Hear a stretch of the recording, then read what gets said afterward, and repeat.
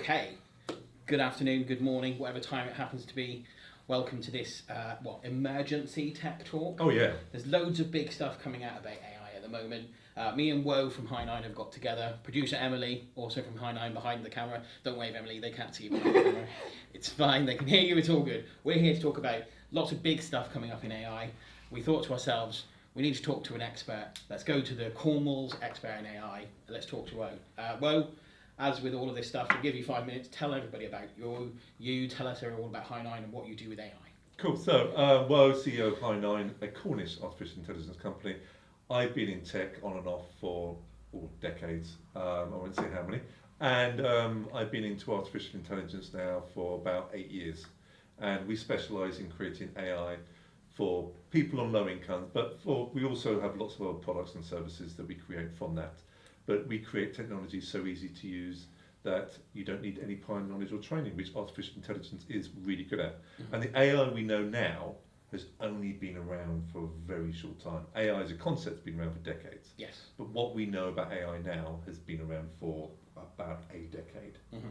And what happened on November the 1st, on November the 30th, kept me up all night and kept everyone up all night on the AI community, and it's starting to permeate through to the general public. But I have been critical very much of AI, that it's been a intellectual pursuit of universities and academia, because they're after to create the single model, whereas actually the commercial applications have been lagging behind. Now, people like us, we've got a whole suite of different AI products coming out. This year, at last, I can confidently turn around. It's going to be the year of AI, and 2024 is going to look very different to 2022. And I'm here to explain, because it is the time that everyone's been saying of when AI. There's a gold rush of products and services which are going to be flooding out there. Everything's going to change in the next couple of years. Absolutely. Everything. Yeah. It's not being hyperbolic, and it's starting to be talked about in the press. And it's starting to bubble up, and people are starting to talk about it who have no idea about it, right? And what I wanted to do, which is what this emergency sort of meeting's about, is how this AI and the AI that's coming can help in semi-rural areas. People talk about it, the threat all the time. Actually, for places like Cornwall, it is a phenomenal opportunity. Yeah. And it's a phenomenal opportunity for the people we serve. But for small businesses, organisations, it's going to be transformational. And you hear a lot of people, both negatively and positively. I'm sure we'll get into this, talk about the negatives, the ethics, all these different ways that people's jobs can be talk about the opportunities in both negative and positive ways. Yeah, I think it's fair to say, I think the first thing we need to say is, yes, changes we can both recognise there are definitely something that we can't really stop, but I think the better we embrace stuff and the more better in different ways we can find to embrace things, I think is the better thing. And I know you've always been keen for that. I know the first time I met you, AI wasn't the cool thing, but you were still doing it either way. Yeah. But like you say, AI, it's getting into that pop culture region of things. It's being talked about on panel shows, and it's like people are talking about AI, like you say, they don't know what it means. Yeah. And people go to the Terminator, Judgment Day. Depending on your generation. Yes, it's very much a generation. Who's younger generation, Terminator was like, have you ever seen the film? Yeah. No. Right? Shaking the head. This is your audio. No one can see you in. Yeah. But it's very much it's going to be like Jarvis. Yeah. Yeah. Yes. Exactly. Yeah. There's two very different things. It's similar to the whole Star Wars theory of if you there's a certain generation that like Jar Jar Binks, and there's a certain generation like me that hate Jar Jar Binks, and that's the same. Is there a generation that likes Jar Jar Binks? There is, unfortunately. Okay. They exist. I made two of them somehow.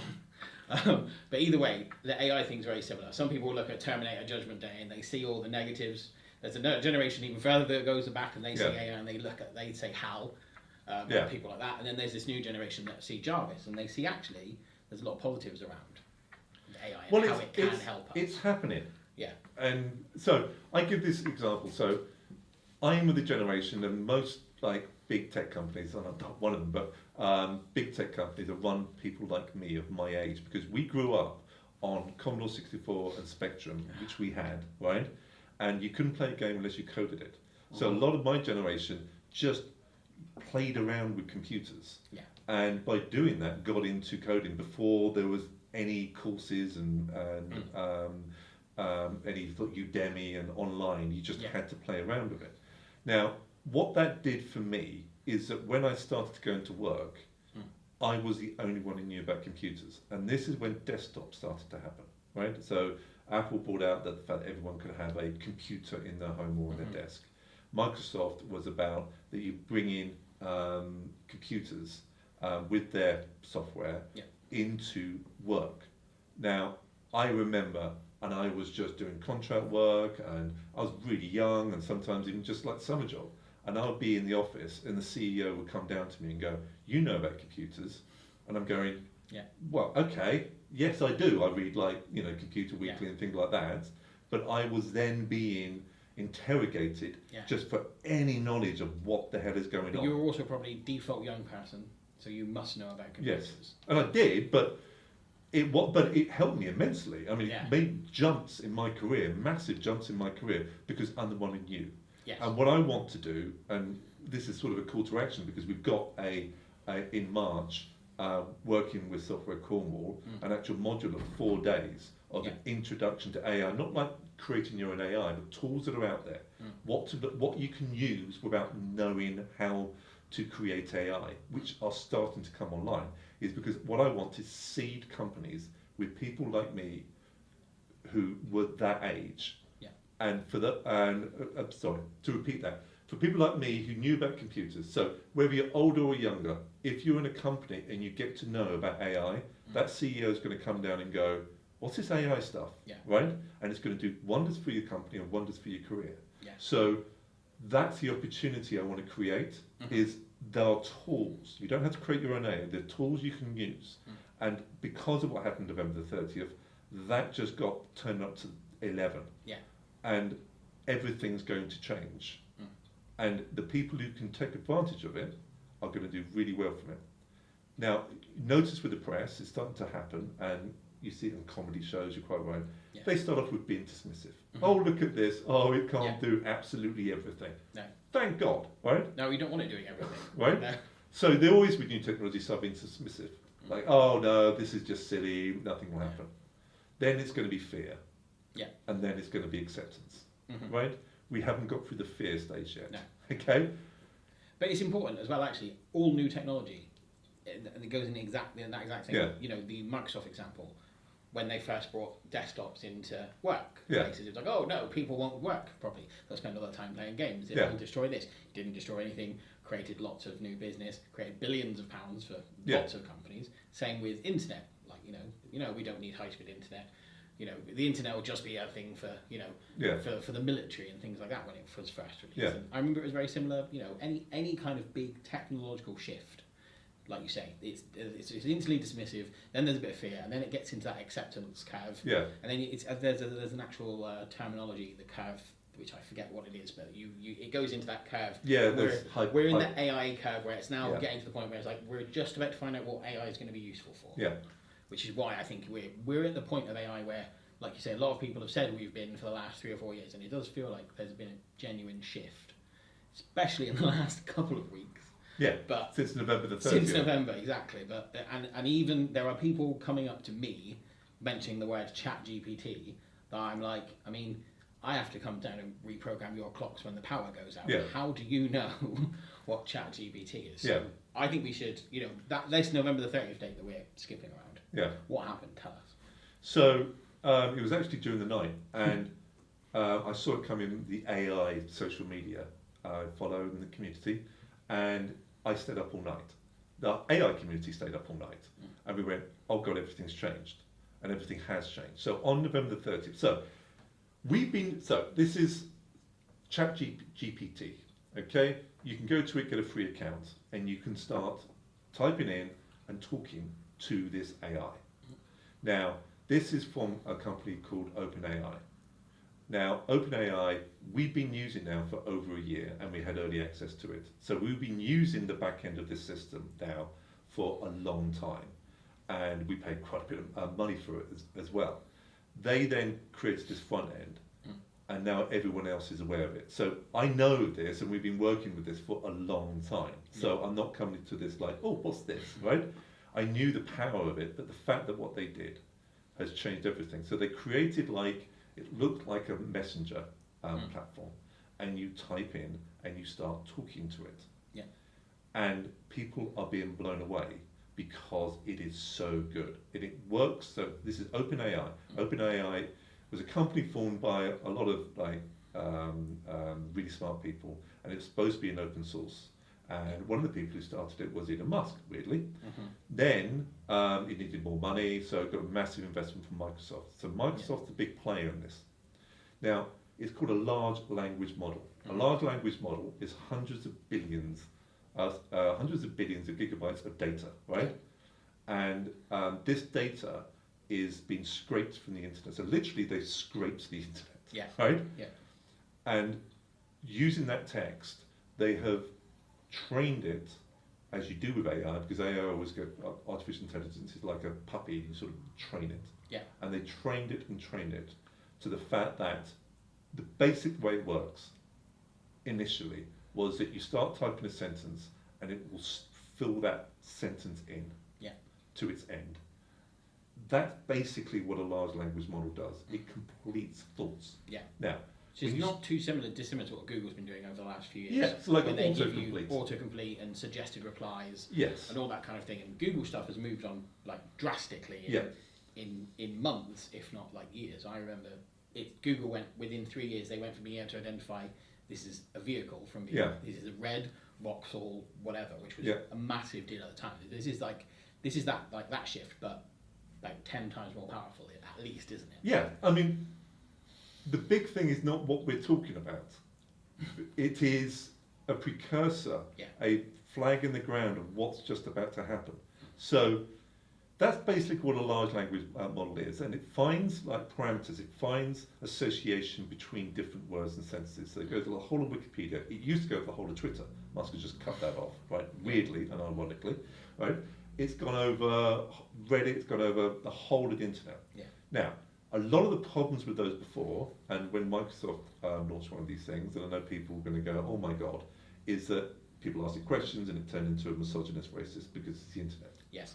What this has done and what they've managed to do is, and this is the big change, they did what's Instruct GPT, and this has been happening over the last few months. They got people to start talking to it, and they started training it in order to avoid this. Yeah. And it's now really good at that. You can still get round it, and people are really trying hard. Yeah. Like, you can say, write me a play with a actor who's racist. You sort of do it as third party, okay? Yeah. So there's still ways of getting around it, but it itself has been really, really good, and people are really trying to get it to say the most horrendous things. Yeah. And it hasn't. Now, it has a bias. Of course it has a bias. But, and this is just the phenomenal power of it. So it's supposed to be just autocomplete. It started on that, but this is what it says so much more. Yeah. I mean, you can, when I start showing this to people, just people who have no idea about tech, their jaws drop. So you can type into it, and I do this often, like, create me a blog post about business network in the education sector. Yeah. And it will just create the whole blog post. This hasn't been scraped, it's brand new, never been seen before. Then you type in, now create me a script for a YouTube in order to describe that post. Yeah. Does it absolutely perfectly, all the quotes around it, all the everything. And then I can say, now create a tweet. And it creates a tweet with the hashtags. Yeah. All done. But this is the cool thing, right? Then you can turn around and go, now create me a business model on how I would do a business event for that. Now give me the planning of that business event. And it does it. Yeah. And the meta part of this is when I was doing the outline of these 4 days over 4 weeks of introduction to AI for businesses and organizations, I spent quite a few hours going, how am I going to do this? How should we do this? How should we segment this out? And then I went, I'm an idiot. I typed into the system, give me a introduction to business for AI over 4 days, 4 weeks, and it was about 90% of what I put in. Yeah. And so even for me, I'm going, oh my God. Yeah. I better get rid of my do not disturb. So it's probably fair to say that. And not just that. So I could go on and on. Like, yes. I put in, give me a nutritional plan. Yeah. to losing weight, and also give me the shopping list for that nutritional plan. Yeah. Give me the code, and we're going to go through all these different examples. Yeah. Give me the Python code in order to create a solution by which I could upload YouTube clips. Yeah. And it created the code. So the key with all this stuff though is that you have some expertise in all of those topics.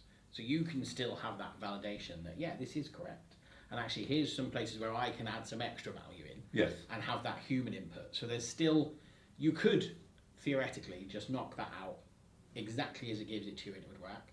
But to give it a bit of that human touch, and to give it a bit more kind of personality, and to give it a bit more, some of that local knowledge that perhaps you get from like an event management thing, or from a local product you're trying to put together. Yeah. You're, like you say, it gets you 90 to 95% of the way there. Then you're just adding that extra bit, which gives you so much more time to work on making whatever you're doing even better. So there's a real advantage to it there, isn't there? Is this a lie we are telling ourselves? Well, yeah. Okay, and to an extent it is. Mm. A lot of what we create and make in human society is what everyone else is doing. Mm-hmm. Just honestly, okay? Yeah, oh yeah.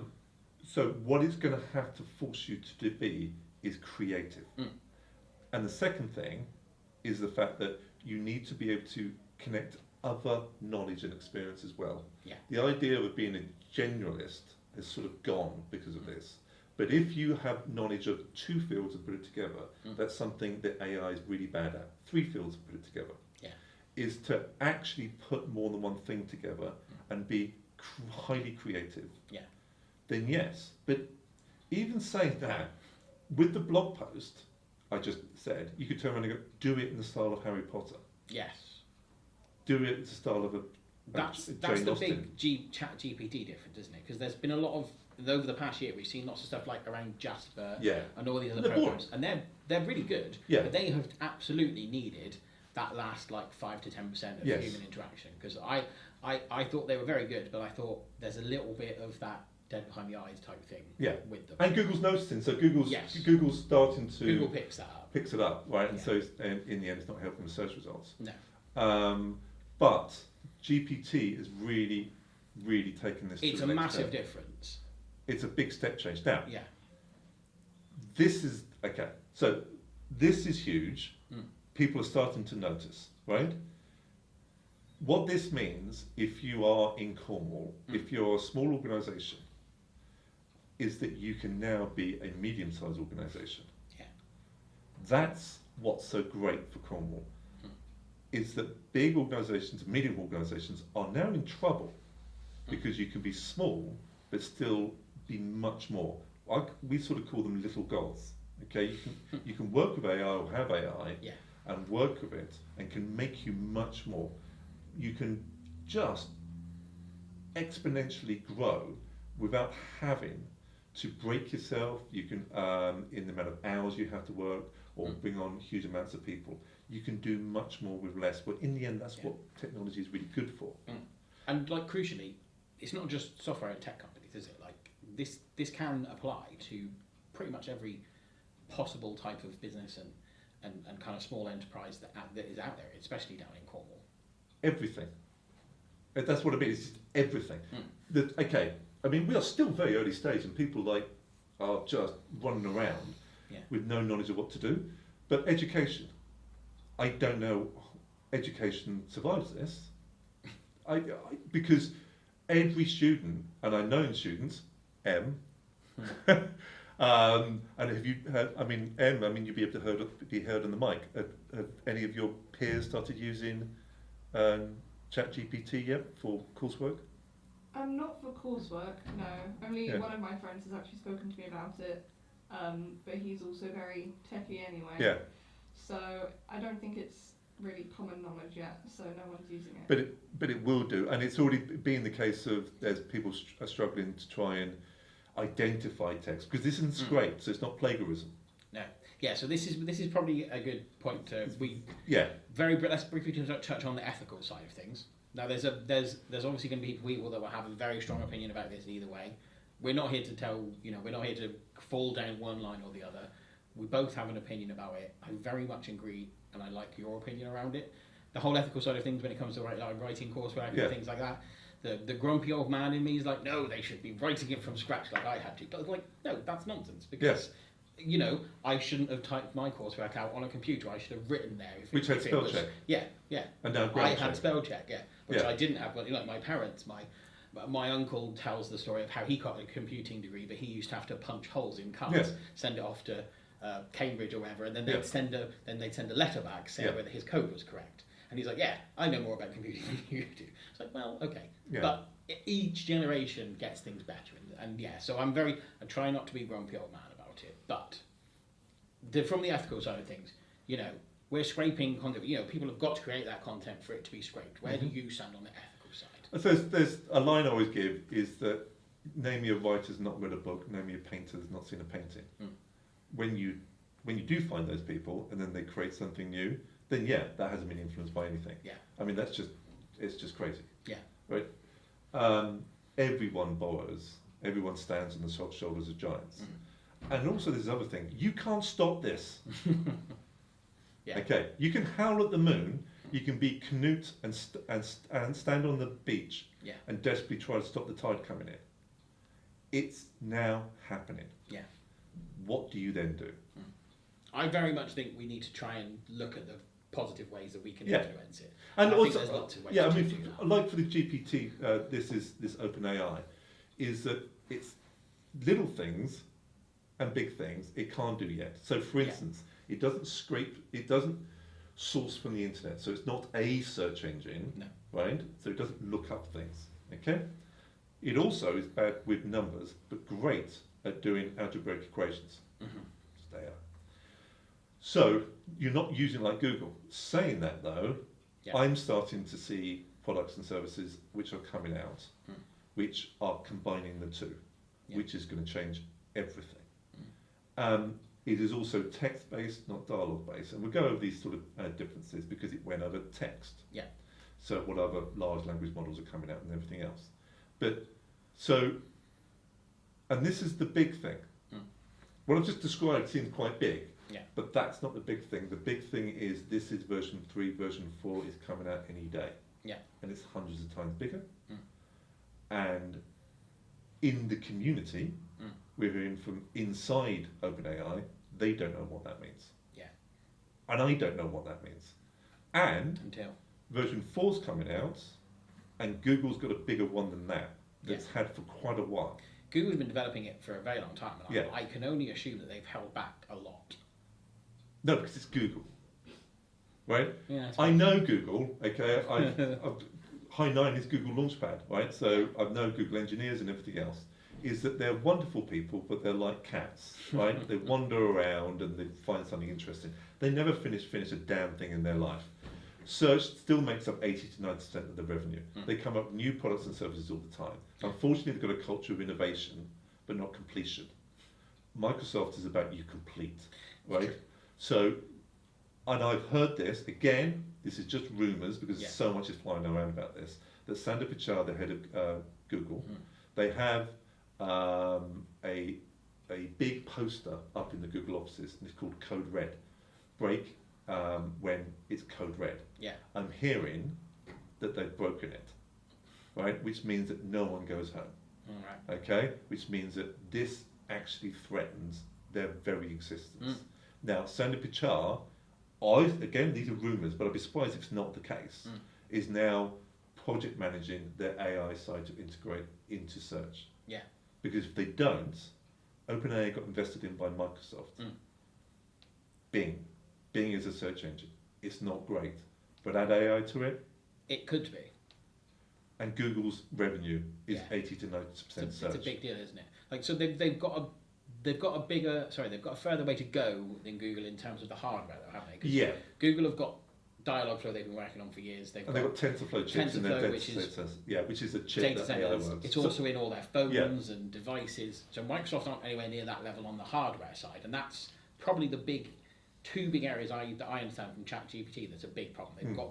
They're spending a lot of money every day. Huge. And they've Just still got millions to upon spend millions of pounds. And then it's about 100 million per data center, isn't it? to put this stuff in. I don't know that figure, but it's going to cost an absolute fortune. Yeah, and they've got hundreds of data centers. Yeah, but this is, you know, transformational, and this is like Facebook's also got its own large language model, which they've been very open about.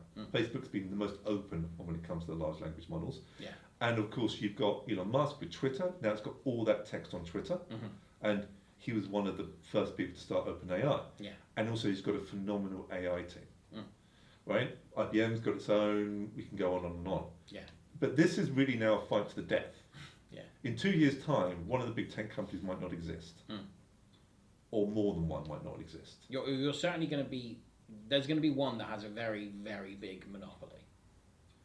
I would think. Well, tech is all.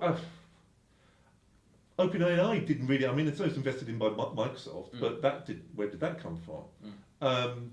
No one knows. No one knows. Anyone who makes predictions right now is crazy, right? That's true. So my viewpoint is take advantage, get to know.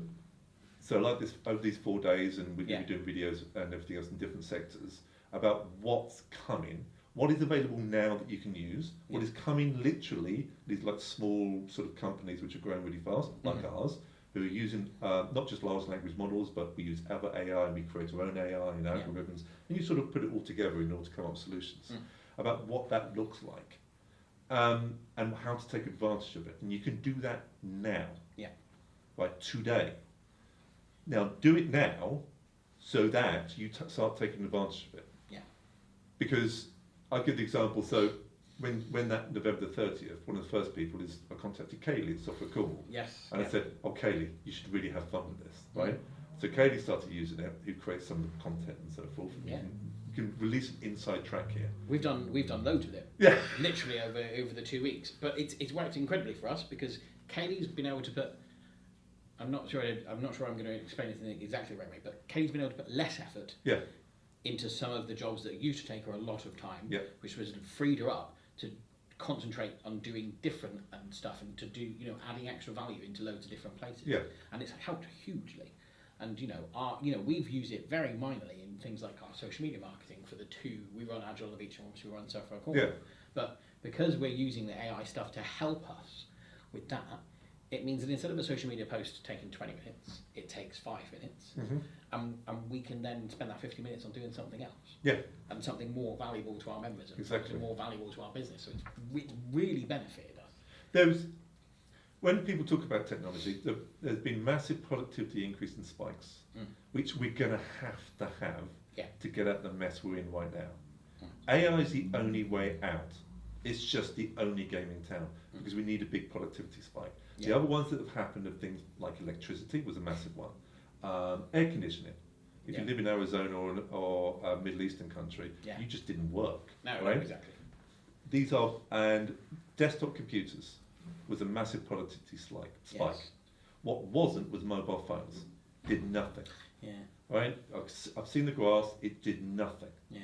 So it's been a long time since there's been a big productivity spike because of technology. This is it. Now this is our route out, because you can do more with less, much more, as you just explained, in every different parts of society. That productivity spike could really get us out of this mess that we're in. Yeah. So it is a phenomenal opportunity. It should be embraced. The ones who embrace it are going to do really well. The ones that dismiss it or are fearful of it, well, history has always shown what happens to those people. Yes, yeah, definitely. And I think the important thing as well is this isn't just a one-off. We're going to get back together hopefully over the next few weeks, and we're going to talk to lots of different people from lots of different industries and the different ways that they can help use this. Yeah. Hopefully they will bring us some questions. Yeah, we're going to go around every single sector, anywhere from accountancy to public sector to health to charity, right? I mean, for us, we build AI, and our core belief is we build AI for people on low incomes to access services. And that's called Debbie, but also we've got other products launching. Debbie is part of European Social funded project, and also working with Cornwall Council, part of the People Hub. We've got other products which, because we created that, we can, in our own time, have created that are now starting to come out. Yeah. We're part of that gold rush, and But what's going to happen this year is going to change everything. What we're passionate about working with Software Cornwall is how you can take advantage of it in Cornwall. Yeah. Because a lot of these conversations happen in London and San Francisco and these sort of very sort of top-end discussions. This is transformational in Cornwall in a good way, and how you can take advantage of that. Yeah. And it's not costly to do. No. It's not, you don't have to create your own AI, you can just use the products. Yeah. And so that's what we're passionate about, and to go through all these different sectors with you, talk to them, and then show what is available, it's about reducing costs and increasing revenue. Yeah. Um, And we can also, businesses, people, you can implement this. We can implement this quite quickly. This isn't the kind of thing that you learn about it and then in 6 months' time you've got something up and running. You could, in theory, learn about this, go home, go into work the next day, and you can have some kind of AI working in your business within about 12 hours of finding out about it. Yeah, I mean, the 4-day workshop we're going to do is the end of it. You're going to have a plan, right, that you can take back, show the CEO, show the other people, and go, look, these is the opportunities, these are the risks. Yeah. And you'll be much more tooled up in order to achieve that. So I'm passionate that Cornwall understands this. Yeah. The problems, for me, what I am most aggressive against is the fact that AI is going to come top down, whereas I'm about the bottom up. The top down will fail, and it always has failed, and will continue to fail. The industries it's going to affect.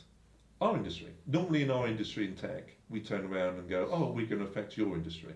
Yeah. Our industry is going to be completely changed by this because you don't need anywhere near as many coders. Now, what does that mean? I mean, we're using AI internally, and literally the AI, as you're coding away, just fixes things, creates whole blocks of code. Yeah. Just all happening. Right? So I'm growing without having to employ anyone. Yeah. I can compete against a medium size. Now, so our industry is going to be very much changed by this, but also the digital industry about, we need to train more people to get the coding. I would have said a year ago, yes, and now I'm not so sure. No, but there are still plenty of vocations within software that you need people with an understanding of coding. But it's different people. But it's just different, yeah. Now, this difference is going to be fascinating. So part of my team, the first hire I did was a narrative designer. So there's Dr. Lauren, and she's a lecturer in narrative design. We have a linguist. We have M behind the camera, right? My team is majority not male, okay? My CTO is female. I didn't go out and do that on purpose. I did that because the people we were attracting and talking to just had a different way of thinking about technology. There's something called prompt engineering, which is a brand new job that's been created. And my linguist, she's been doing this now for like a year. And that is, how do you talk to AI to get the results? That job didn't exist, and I've started to see those job outputs go up. Those jobs are coming up, yeah. Those jobs that didn't Something exist. appeared. Yeah. Prompt engineering was not a job a month ago. No. I've got mine own, okay? You have to take it with my cold dead fingers, right? But that didn't exist. No. Now that's people who can understand the use of the English language and linguistics, right? That is a completely different. But there's a lot of people that very specifically can do that job already, but they don't realise it. They don't realise it. Because there are lots of people that are very good at searching for things on Google. Yes. And there are lots of people that are very good at searching for things on Facebook Marketplace, for example. Yeah. They understand that. They understand they don't how to talk to the realise it system. now, but they've picked that up somehow and some way. So that opens up that whole other, massive, right? Which is going to be, I'm going to be honest, more female orientated, right? Different skill sets, empathy. Is going to be how you do this in any sectors. I mean, for instance, we're doing something in the care home sector about how AI is going to completely change that. But what does that mean ethically? How do you actually make this empathetic and caring in order to enable this? That's not my usual coders, engineers skill set. No. I'm just going to be honest with you. Now, we're still going to need those hardcore coders, but there's going to have to be other skills that come in from different domains. And that is incredibly exciting to me because that is different voices truly coming in, and we're not pandering. it has to be done because it's going to be core to the business. How do you talk to an AI? Yeah, exactly. It's a big, like, how do you get the best out of Yeah. that? And create outputs and things that you need is going to be a really important job. And how do you then interact with human beings in order to enable that to happen? Now that's like, AI is going to, phenomenally affect marketing. And a lot of those kind of people are in marketing. Well, they're going to be, skill set's going to change the fact that they're going to be working alongside an AI that will create content with them. And they can be as creative as possible without having to do like a lot of the text writing. Yeah. The AI will do that for them. Yeah, exactly. Sounds really good. Okay, well, thank you very much to you, Woe. We will be back hopefully very soon. I don't know whether to look at the camera or look at you. We'll be back very soon with even more people to talk to about AI. And I hope you enjoy this video. If you like the video and you're watching on YouTube, please press the like button. And we'll hopefully see you in a few weeks' time.